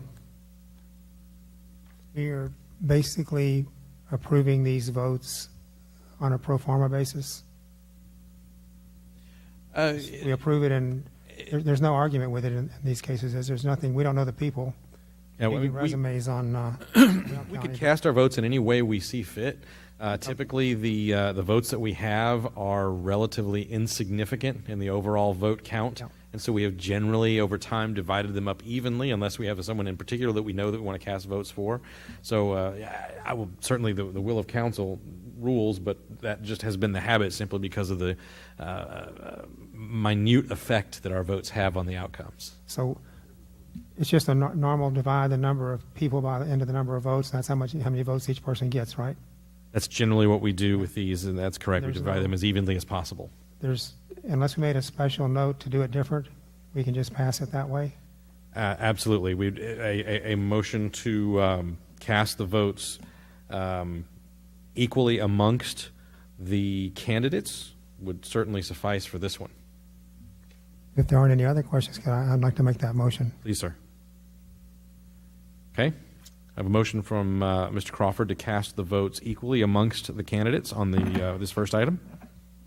Second. I have a second from Dr. Scaglioli. Any other comments or questions from council? Hearing none, I'll call for a vote. I have a yes, question. Dr. Kaiser? I thought there was one set that we only had 2 votes to cast, correct? Coming up. Okay, so you're just doing one at a time. Okay. Mm-hmm. Yeah. All right, I'll call for a vote. Aye. Aye. Aye. Aye. Aye. Aye. Aye. All right, I have 7 ayes and no nays. The motion carries. Item number 3, Resolution 17R111, a resolution by the City Council of City of Schertz, Texas, casting votes to elect directors for the Guadalupe County Appraisal District for the 2018-2019 term. This one could be a little different. We know a couple of these folks, so I'll open up to council for discussion on how we might like to move forward. Mr. Mayor, we have 277 votes for this particular item, and we have a couple of known quantities already here. I'd like to make a motion that we cast our votes as 77 votes for Mr. John Carew and 200 votes for Mr. Darrell John. Second. I have a motion from Mr. Edwards. I have a second from Mr. Larson. Any other comments or questions from council? Mr. Crawford? Is there any conflict of interest for Mr. John to be the county tax assessor collector and be on the appraisal district for which he collects taxes? Yeah, I think it's been normal and customary that the appraiser, tax assessor collector has served on that body for the last 20, 25 years. I just wanted to make it a record that I asked the question. Certainly. I don't have any problem. I have the question, I'm not going to say it's a problem, it's just a question. Sure. Dr. Kaiser? If I could just ask Mr. Edwards, why did you divide them up that way and not evenly between those 2? Because I know the known quantities, and I think that Mr. John being the tax assessor collector and Mr. Carew not being there previously, I think that it's better to have Darrell with the most votes. And we can change that at any time. It's up to you guys. Well, and if I'm not mistaken, there are 5 openings and 5 people running, correct? That is correct. Yeah. It doesn't really necessarily make a difference. So we're choosing not to vote equally among all 5 candidates. My motion was 277. Divided by 5. No, 77 for Mr. Carew and 200 for Mr. Darrell John.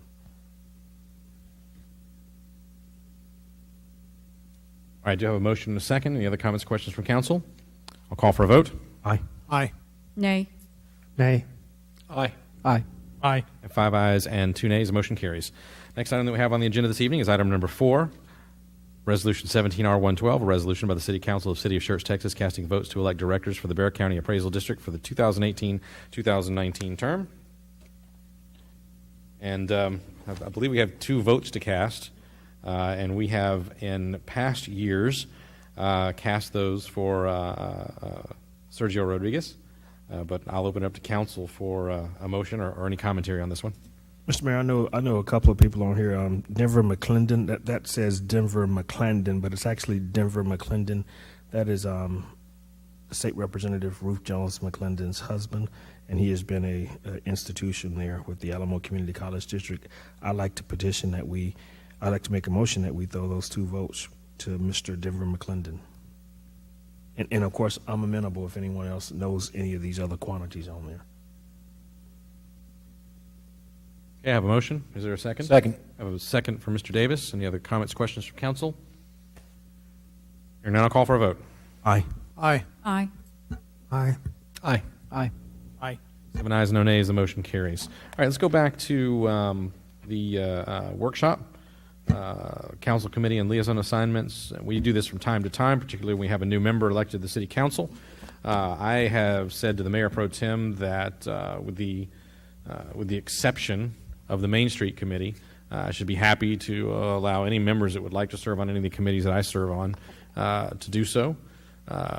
So I'll open it up to council this time when we wrap up this one. Then, Don, I'll come back for the roll call vote after we finish up this item. Okay? Mr. Edwards. Yes, Mr. Mayor, I'd like to maintain my positions with the Interview Committee for Boards and Commissions, Cibolo Valley Local Government Corporation, and the Main Street Committee, giving up the Audit Committee and the Hal Baldwin Scholarship Committee.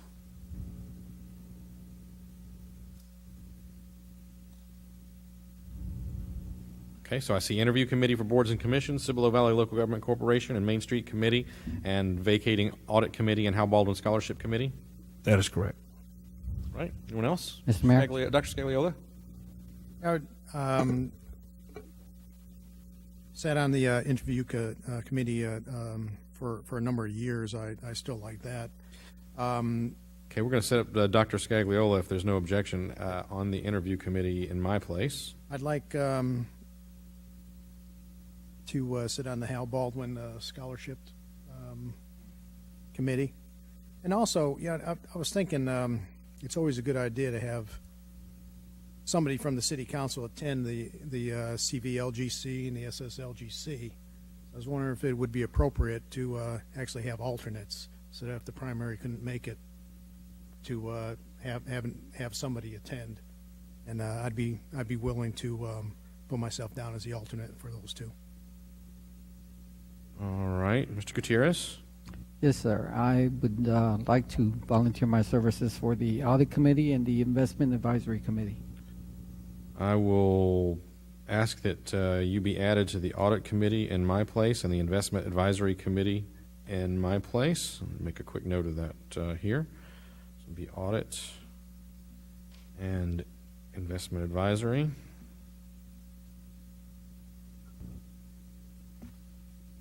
What else?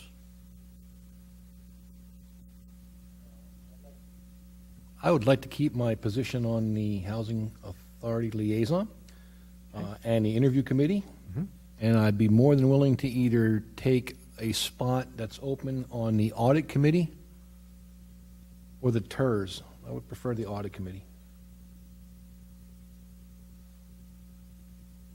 So looks like everybody is holding on to, so the audit committee, we've moved one to Councilman Gutierrez and one to Dr., no, I'm sorry. Dr. Scagliola took the Hal Baldwin. Interview and Hal Baldwin, and then I moved my audit committee position to Councilman Gutierrez. I don't see another. Oh, okay, that's right, that's right. So in that case, Mr. Davis, how about audit committee moved from Mayor Pro Tem Edwards? So we'll add the audit committee. Thank you, sir.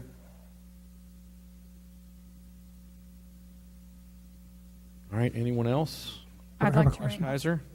I'd like to remain on the Animal Services Advisory Commission. Very good. Any others that you'd like to take on?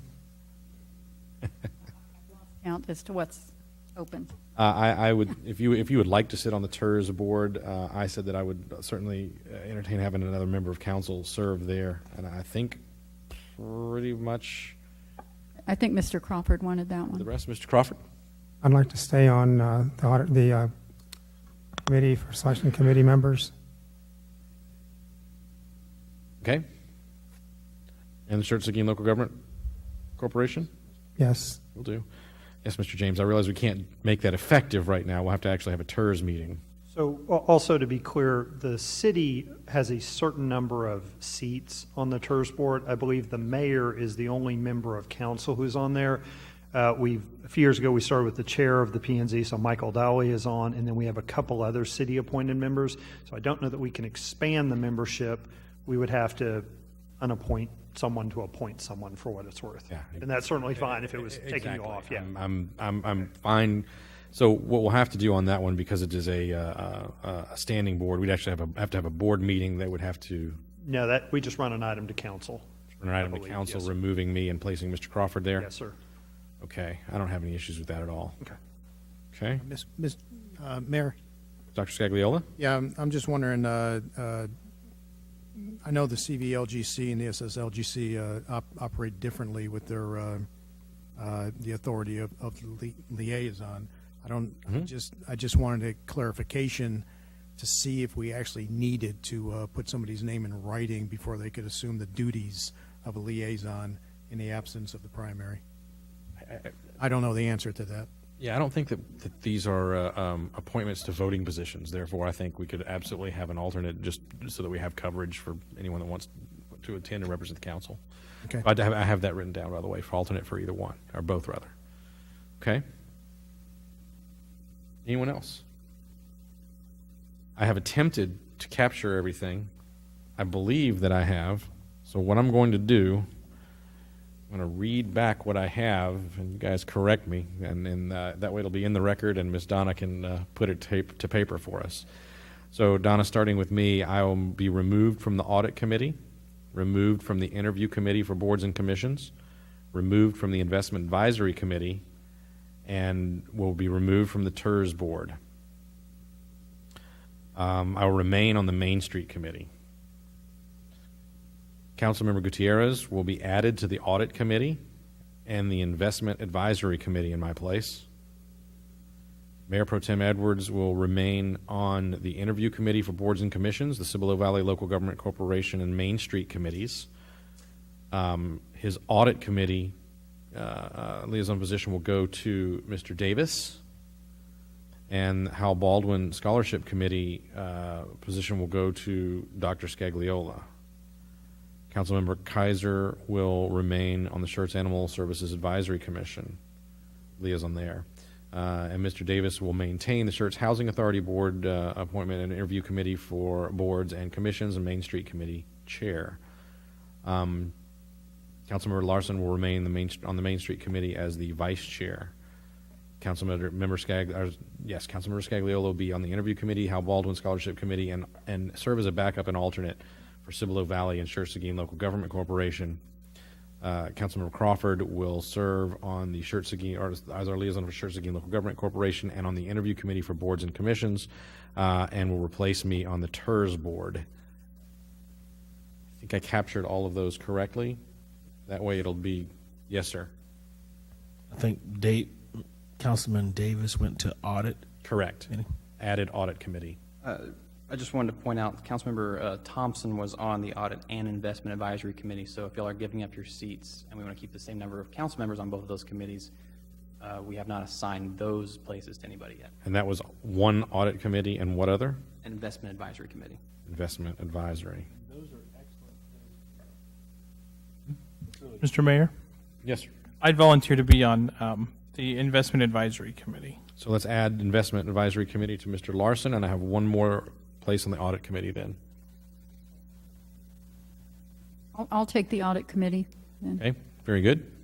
So Dr. Kaiser, Audit Committee. So I think that rounds everything out. If not, then when we sort through it, we can bring it back to council. We can work through that again. These are rather informal in nature. These are not official voting appointments, but rather, well, except for the TERS board, well, on the Main Street Committee. But any issues that we have, we can work them out in a subsequent meeting. This is it's a lot of shifting, a lot of commentary, and I'll give you my scribbling here. But I think the way that I read it out for the record on the video will allow you to square all those away. And if you need me to come in or something, we'll work on it together and get it squared away. All right. Anything else on that item? All right, I don't see that we have anything else next. Rather, the roll call vote confirmation for the things where we did, in fact, cast a vote. So, Ms. Donna?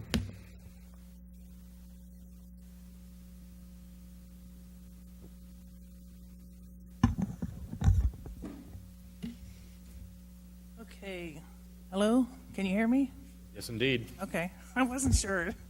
Okay. On the obligation bonds workshop, a motion was made by Mayor Pro Tem Edwards, seconded by Councilmember Gutierrez, to allow our council to go out and proceed with a financing plan as he presented it this evening. Mayor Pro Tem Edwards voted yes. Councilmembers Davis, Gutierrez, Larson, Scagliola, Kaiser, and Crawford voted yes. Motion passed. On item number 1, the minutes of November 28, 2017, motion was made by Councilmember Davis, seconded by Mayor Pro Tem Edwards. Mayor Pro Tem Edwards voted yes. Councilmembers Davis, Gutierrez, Larson, Scagliola, Kaiser, and Crawford voted yes. Motion passed.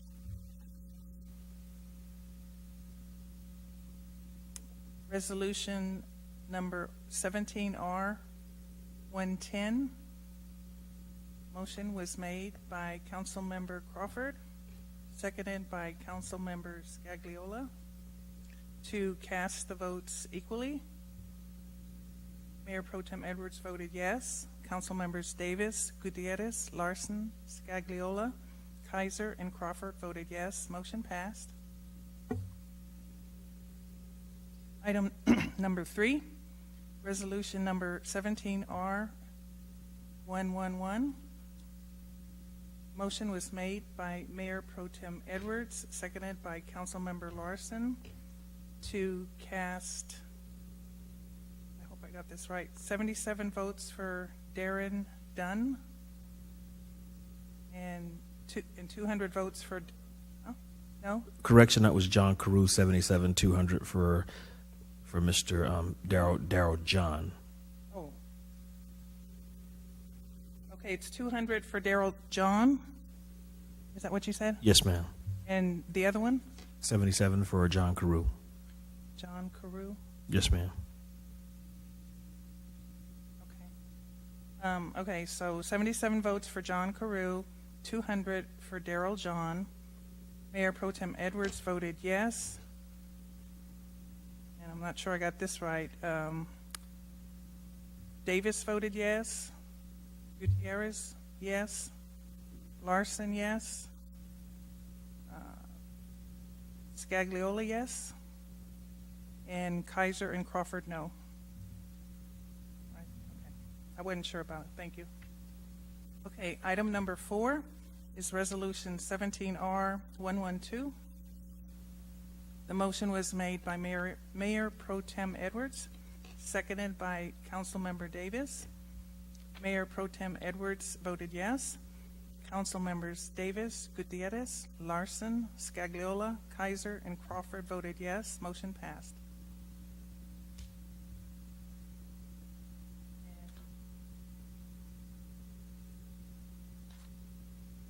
On the second workshop, And no vote taken. you what? No vote was taken on the second workshop, so we're good. Okay. Thank you, ma'am. I'll probably validate with your note.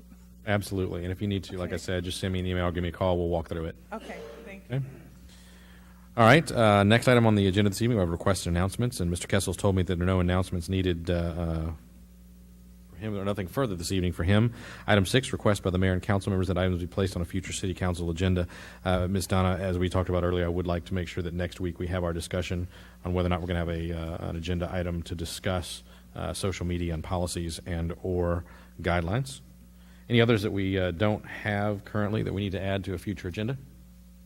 Appears that we do not. Next, item number 7, announcements by the mayor and council members, and I'll start with Mayor Pro Tem Edwards. Mr. Mayor, I want to say thank you to whomever it was that went by and either prompted the resident to clean their property up on Main Street. That was quite a debacle from the parade route the other night. Team retreat, I think that was a great exercise for us all. Glad that everyone's trusting in the process and trying to go forward. Festival of Angels, another great job by the staff. Good opportunity for us to showcase the city. Last thing, today I went to the San Antonio Manufacturers Association luncheon. Great turnout, a lot of great people there. Great message. There's a lot happening in the San Antonio area and the region, and the economic impact just from the manufacturing side was $40.5 billion. Thought that was interesting. $1 billion, and that was just from the manufacturing side, not capturing the bleed off of other actual industries out there. So just want to say thank you guys for getting us the invitation to that. Thank you. Very good. Mr. Davis? Nothing, sir. Mr. Gutierrez? A couple of things. Festival of Angels Parade, what an impressive event made possible by great city staff. Kudos to all of you. Next item also, Tech Stock, the open house regarding FM 1518. The visuals provided were fantastic. The public turnout was incredible and impressive. It provided an opportunity to interact and engage with Tech Stock regarding the project. Today I also had today I had an opportunity to attend the San Antonio Manufacturers Association luncheon. The city of Schertz was well represented, and Mayor Carpenter provided inspiring, confident, invigorating words regarding our city's approach to encourage new businesses. Thank you, Mayor. Thank you, sir. It was my pleasure. Mr. Larson? Nothing, Mayor. Dr. Scagliola? Nothing tonight, sir. Thank you. Dr. Kaiser? Nothing. Mr. Crawford?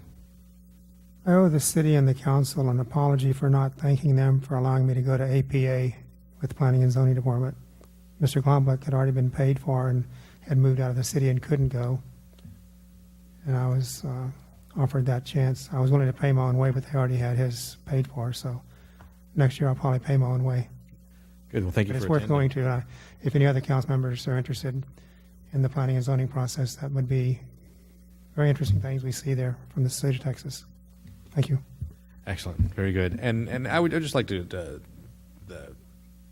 say thank you to Mr. Waite and Mr. Kessel and all of the staff that put together the presentations with regard to our participation in the Hurricane Harvey disaster. It's something that goes on that the majority of the public doesn't get a chance to see. And I learned a lot from that as well. I didn't realize all of the things that our people went out and did, and the expertise that was gained as a result of going out into the world and participating in helping and protecting our fellow Texans. They bring that expertise back to our community, and should anything like that ever befall this community, we have a very well-prepared team of first responders out there, and I could just continue to feel blessed to live in the city of Schertz and be surrounded by such competent professionals. I know that my family, my neighbors, all of us, all of the people who live in our city are quite safe. So thank you very much for that. It was very well done. And if there's nothing else from staff or from council, then we stand adjourned.